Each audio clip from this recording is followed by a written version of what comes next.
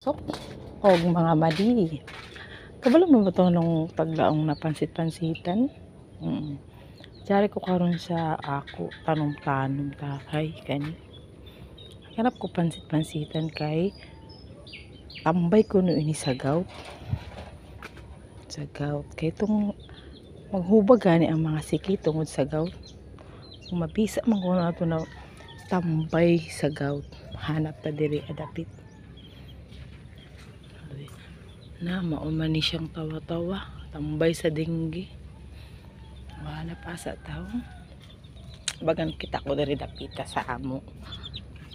Kuan sa manok. Tangkal sa manok. O jari di ayo. Ani. Mao ni ang pansit-pansitan mga madi, mga kataga-tapusok. Amo ni.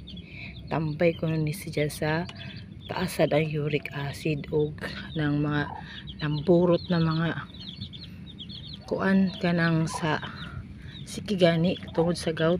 Mao ni ilaim nun, lagaon ra kuno nila nan tuyo katasa tapos amra ituson gani tapos ami ilaim nun adi sila matulog.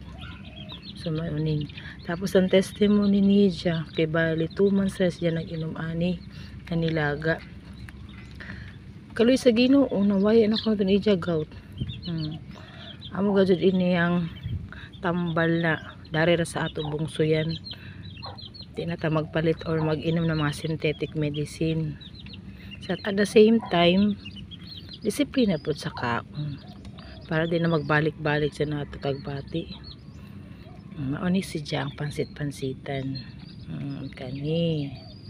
So for this vlog, thank you mga taga-tapusok. Bye!